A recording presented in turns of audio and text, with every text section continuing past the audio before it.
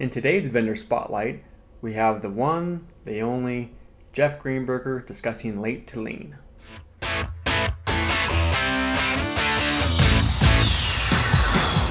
I'm Jim Ross. He's Matt VanHorn. And this is 3 Mile Domination, where we talk about anything and everything regarding the world of self-storage.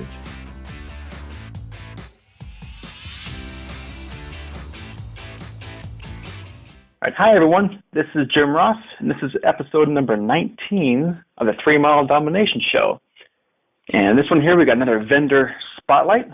Got Jeff Greenberger here with Late2Lien. What's going on, Jeff? Hi, Jim. I'm fine. How are you today? Good. And we go back, what's it been now? Probably like 15 years I've known you in and out of different storage items with every bit of 15 years. Yeah. At this point, yeah. Someone told me I've been in it now for more than 20 years, and I can't even fathom how that's happened. But when we went back and counted trade shows that I've attended, it's been more than 20 years. I was like, wow, time has flown. Blink and it goes by. Yeah. I guess my kids would be a good yardstick for that, right? I've got grown kids now, or almost grown kids. So I guess I'm as old as I don't think I am. Oh no, I was looking at my daughter. She's about ready to turn 13. Like, oh my gosh, we're just like changing her diapers like last week. I swear, that's crazy how time flies. But yeah, Jeff, he's been very active in storage for a number of different ways. You know, with articles and trade shows and speaking engagements and. You're the go-to person when it comes to legal issues for storage, and you've helped us out in quite a few different ways. So thanks for the help over the years.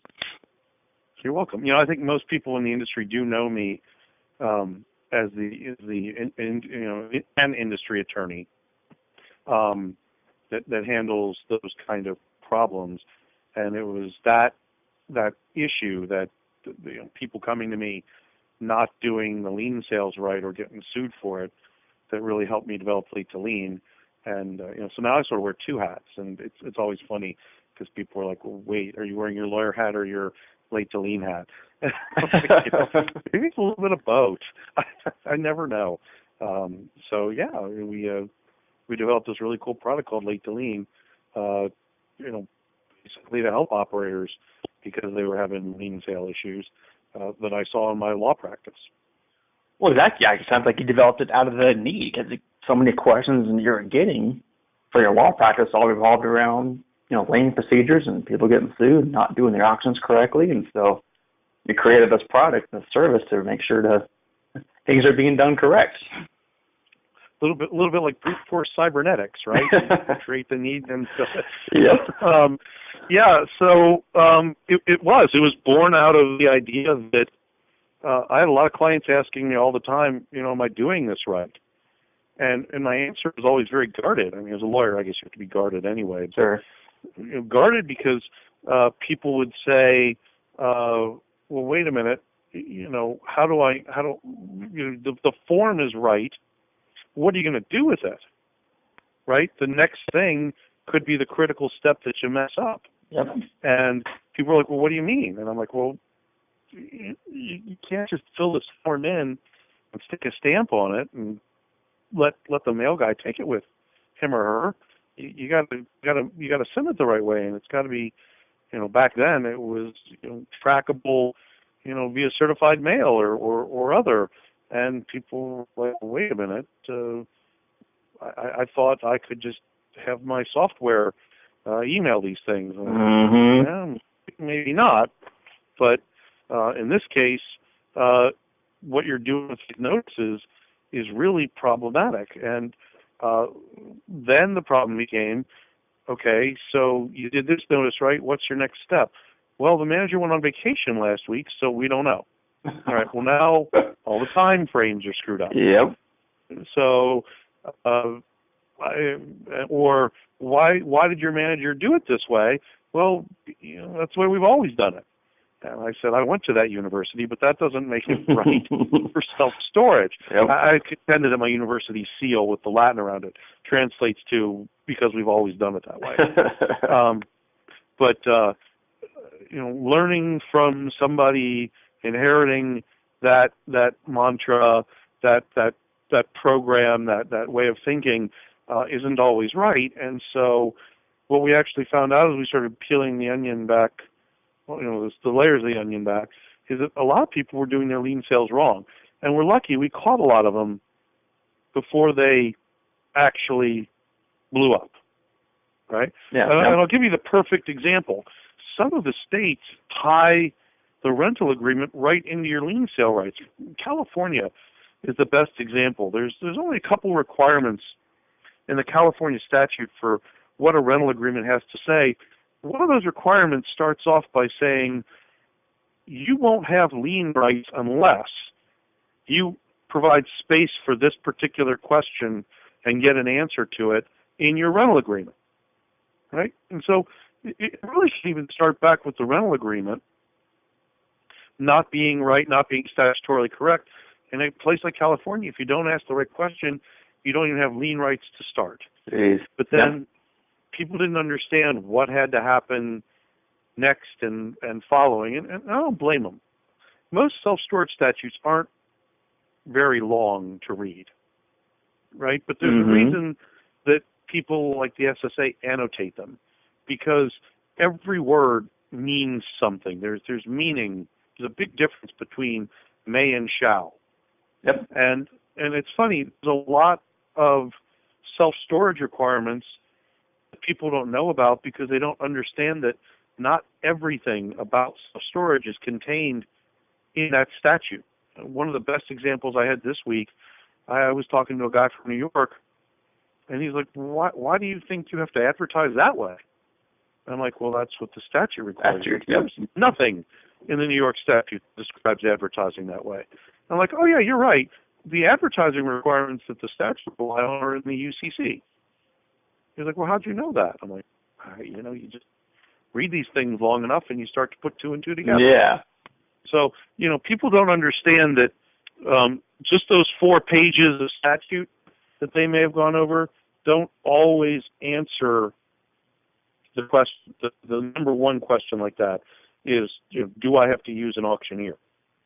And very rarely is the question about using an auctioneer versus doing the sale myself contained in the self-storage statute.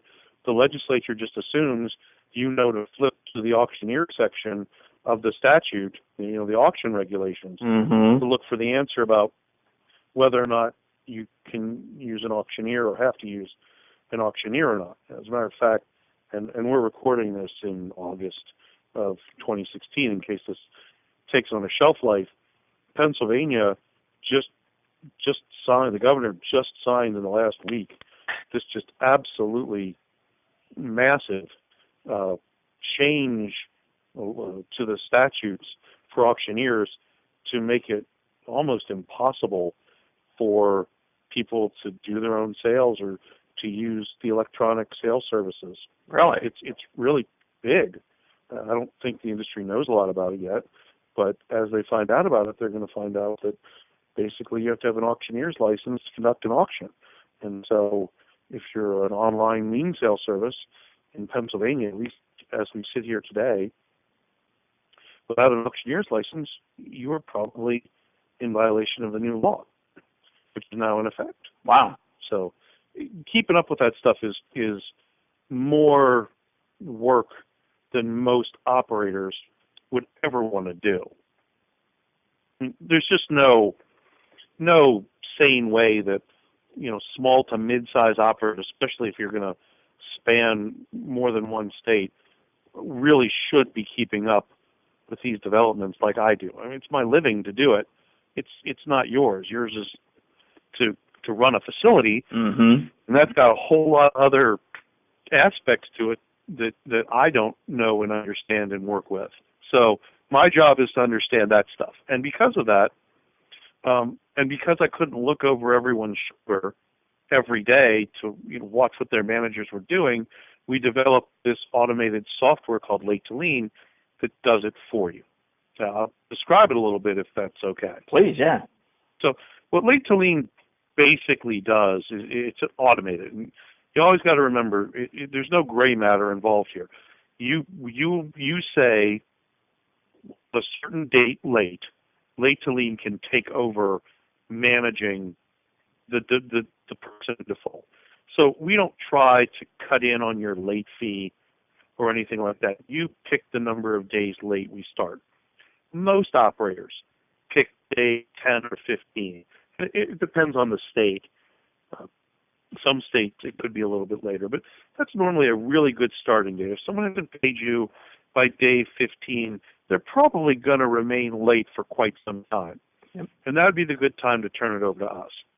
And you provide us with permission or a password to use or to access your software, your management software.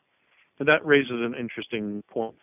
You have to be using a web-based software to use Late2Lien. If you've got desktop SiteLink as an example, we can't help you because we can't ping that software as we need to get the data out of it when you can shut your computer down at night. Sure. So it has to be something web-based. And SiteLink and some of the other companies that we work with, like Self-Storage Manager, which is eSoftSys, and we're very close to releasing another link to work with StoreEdge and so forth. They give us these limited use passwords. So we can't see all your data. All we can see is what we need to see to make a decision whether or not we're ready to take over and or stop taking over a certain tenant who's in default. So let's say you set us with 15 days. We ping your software one day. That person is 13 days late. We ignore them. We ping them the 14th day. We ignore them. Now they're 15 days late. We ping.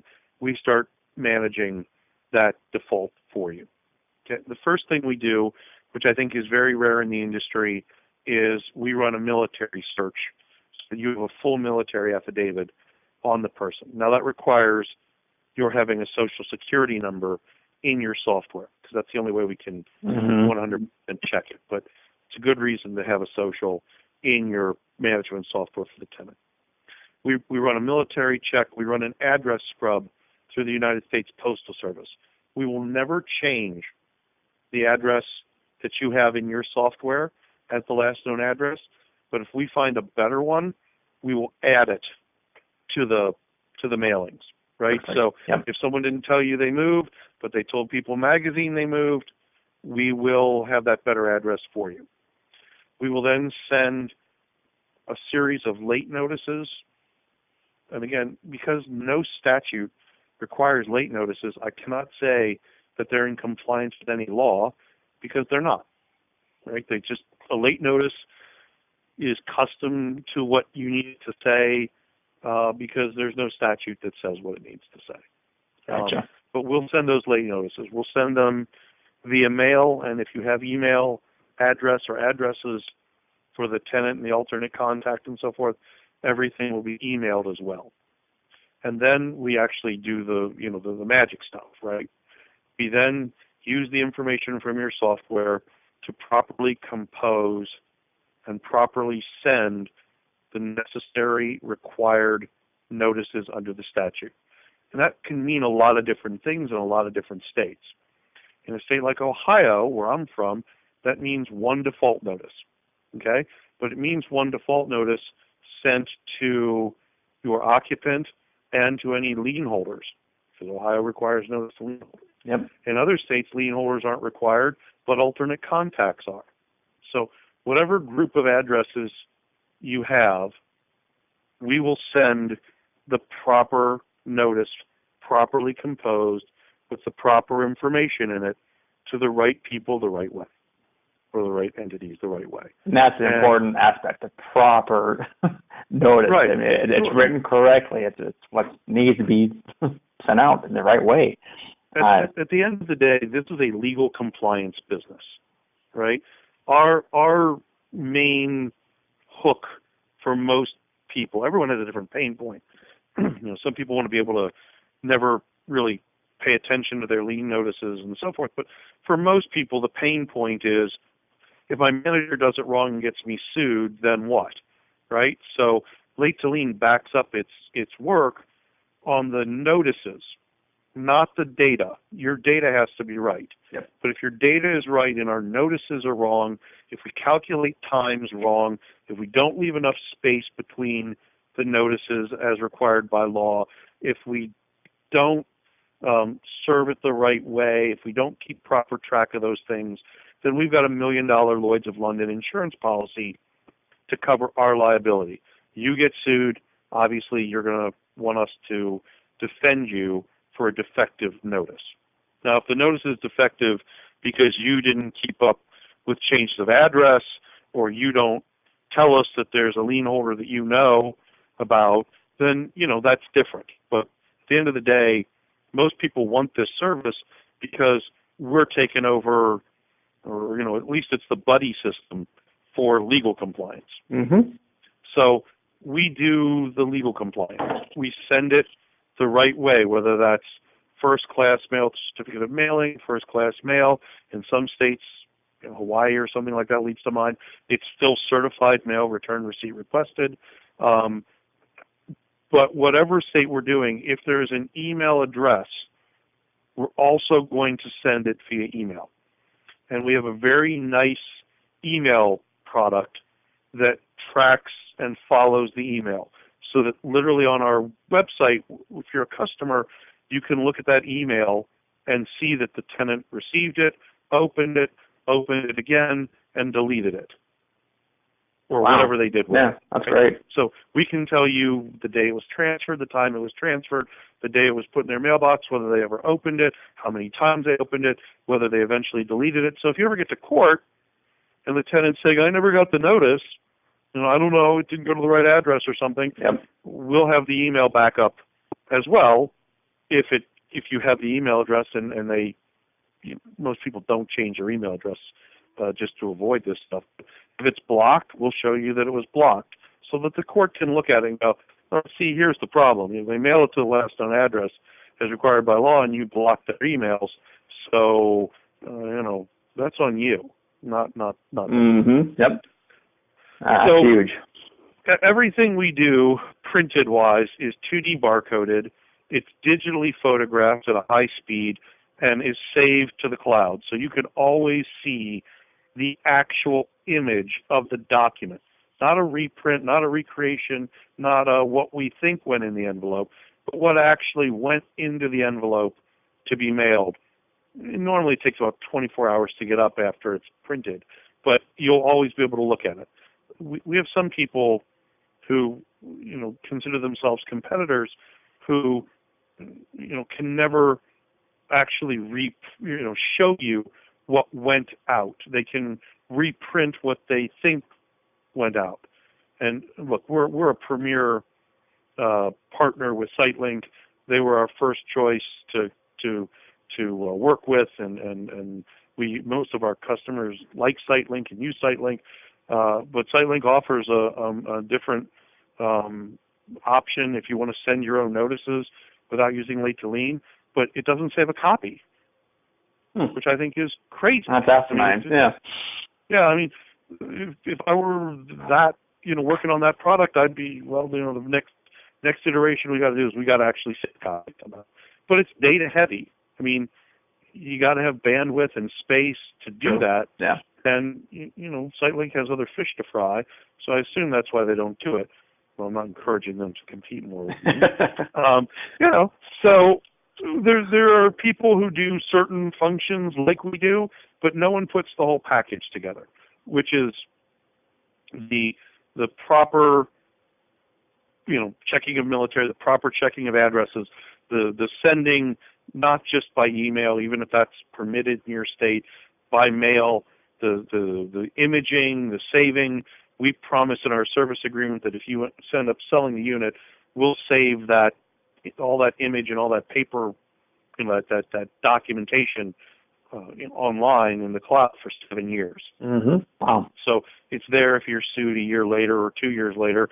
If your office gets broken into, if your manager quits and steals files, you still have the mail receipts, the copies of the documents, the proof of the sale. I didn't talk about advertising yet, but if you advertise, the proof of the ad, all that is saved in the cloud where the manager wouldn't be able to harm you if they left in a huff. Right? I don't think managers do that on purpose, but there are occasionally managers who try to cover their tracks on the way out for something they did wrong. Yeah. Oh, yeah. This doesn't allow that, right? This is the manager's best friend, but it's also the manager's tutor, right? We train the manager to do better because when an inventory is required for a notice in certain states, we're going to send the email saying, hey, you have this thing called a decision required. You have to email us an inventory. If they didn't know before that they had to put an inventory in the default notice or the ad, this is also training them as to the proper sales technique in the state, right? So we make them better by keeping them honest. But we also, managers love us because we don't steal their jobs, obviously. There's so much more a manager can and should be doing every day than lien sales. But we're letting them be the good guy, the good cop, right? No more do they have to put that letter in the mail and Mrs. Smith call 2 days later and scream at them. Their answer is, I'm sorry, the computer does that now. That I didn't choose to do it. Let me help find a solution for you, Mrs. Smith, and don't be mad at me about the notice. That came from, look, the address is a processing center, right? That's where it came from. That's where it returns to if it's refused mail. We handle all the returns. And we'll also do the advertising. And the advertising, we will also certify that we'll run the right ad in the right place for the right number of days before your sale if you want us to do that as well and save all that data for you. And that's one of the number one. I ran an auction service here in Utah for quite a few years, and that was the number one reason why I pulled many an auction is when those auction ads were just being ran incorrectly. Right. And look, have we haven't missed deadlines. Have our newspapers that we've hired to run these ads missed a deadline here or there? Yeah. Sure. But at least we're here to tell you they didn't run it on Sunday like they were supposed to, and they're going to rerun it for 2 new weeks, and here's what we're going to do, and we're not going to charge you any extra for it. There have been a couple screwed up dates of sale because of newspapers where we've had to restart the process, but at least we're catching it for you, right? You're not relying on the manager or the auctioneer to do it. Yeah, you're catching it, or the auctioneers, I catch it. You guys are the fail-safe to make sure things are being done right. I hate to say it. If we release it to you, then it's good to sell. Yeah, exactly. It's got your stamp of approval on it. No, I'm saying it has your stamp of approval on it. Right. Otherwise, I've seen so many locations that it makes me a nervous wreck when I see what people are actually end up selling. That I know for a fact that they should not be selling that stuff. I know I can look at their auction ad. I know what kind of the letters look like when they're getting sent out. They're not being done correct, and that takes one lawsuit to wipe you out. So it does. Bob Copper loves to quip when I'm in the room. I don't know what he says about me when I'm not in the room. But he always says, exactly how many lawsuits can Public Storage afford? As many as they want. How many can you afford? Yep. Not one. Yep. Right? And so that's what makes the liability share the main pain point that sells the product for people or to people is because they understand that what they're doing is they're relieving that $10, $15 an hour employee from the one thing that can expose the business to $1 million lawsuit. And there's nothing else I think that a manager can do in a given day that exposes the facility to that much trouble or that much risk. There's a lot of things managers can do, good and bad, but none of them result in that kind of liability. So we took that one function that managers are probably not experienced enough to do. I mean, if they're really good managers, they probably don't have sales every month, no matter what their facility. And so that, keeping track, keeping fresh, and keeping up with the statutes is a big deal. And if they've got a train wreck of a facility, they got bigger problems they should be dealing with than the lien sale. Yep. The best part to me is being able to say to a manager, look, you can take your day off, you can take your vacation, even if you end up on sick leave or something, the system will continue to run in your absence. Now, it may need some data, but other people at the facility can import that data for you. You can take a week off and not have to worry about making sure you call the newspaper and get the ad to run on Sunday.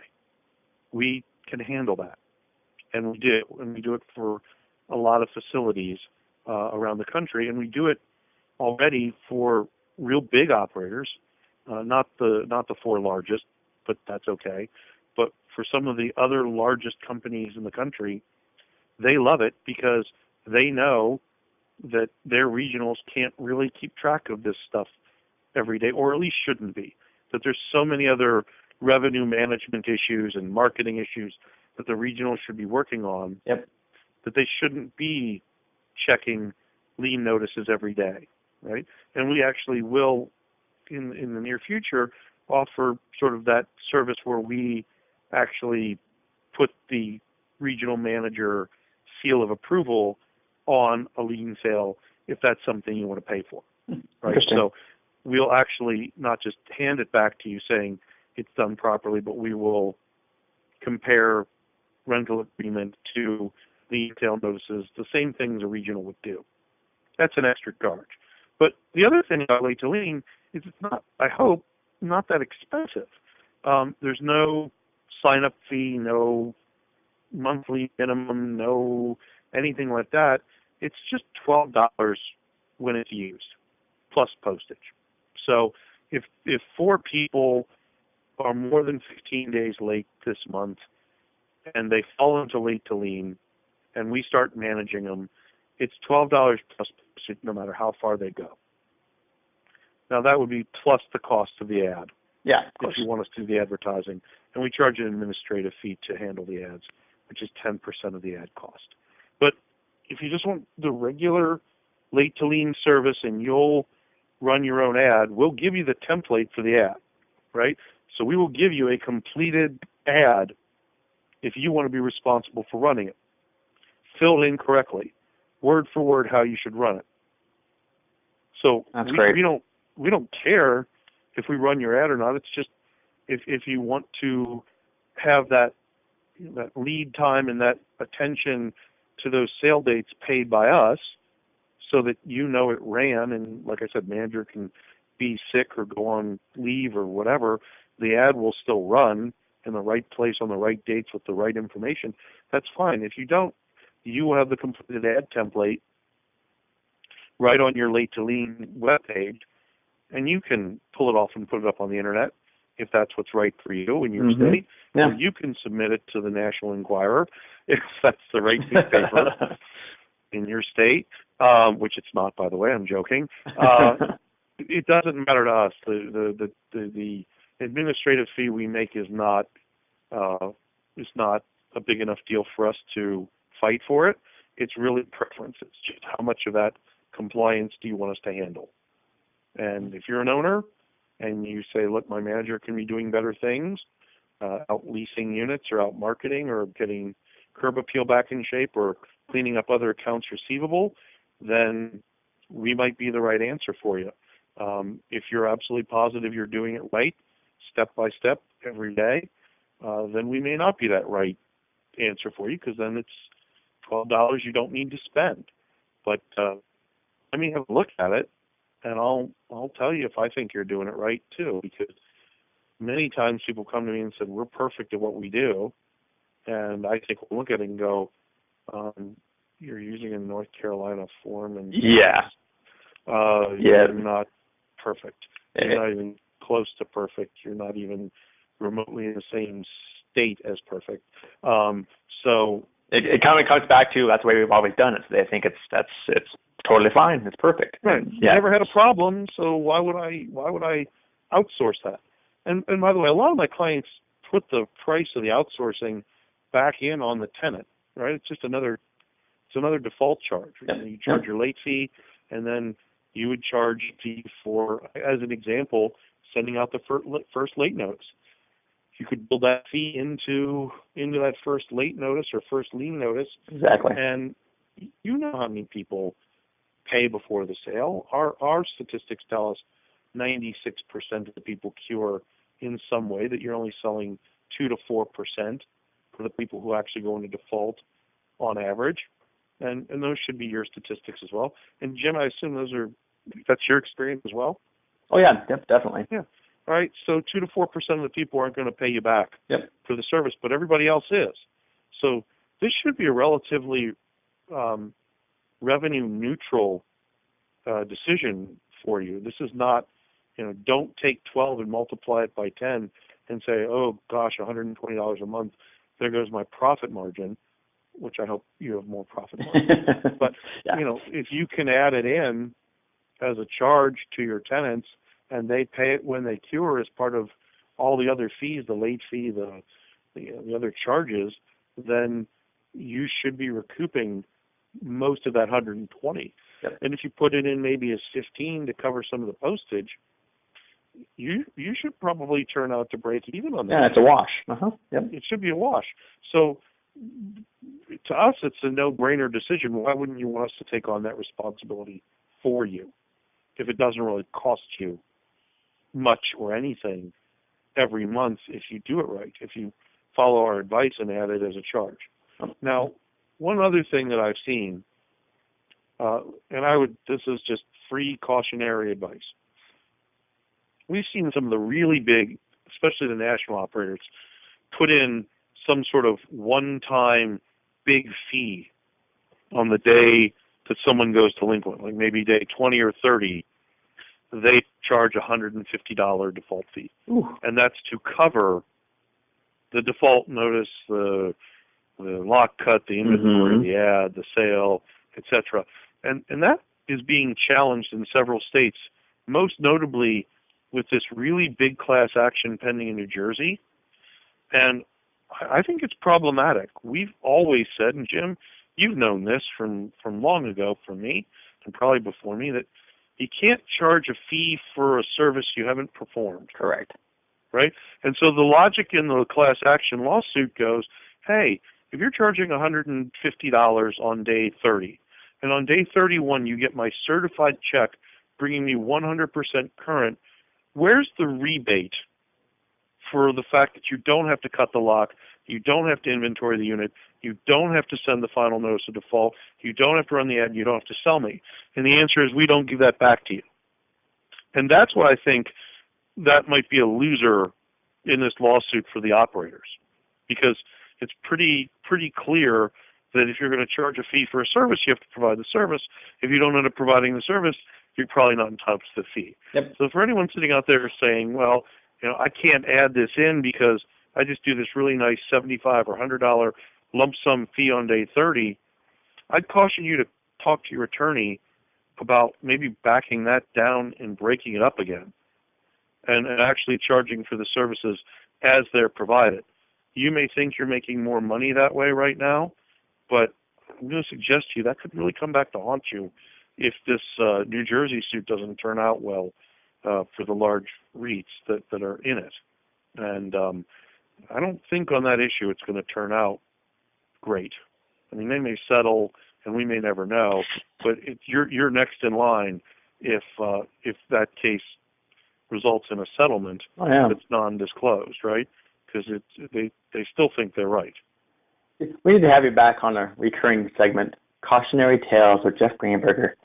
Oh, gosh, that would be the hour-long version. That'd be the extended play nightclub version, right? Yeah, no, but I mean, those are things we look at every day that I worry about and stress out about. Taking my Late2Lien hat off again. As the attorney, that's the stuff that really worries me. Is we're learning.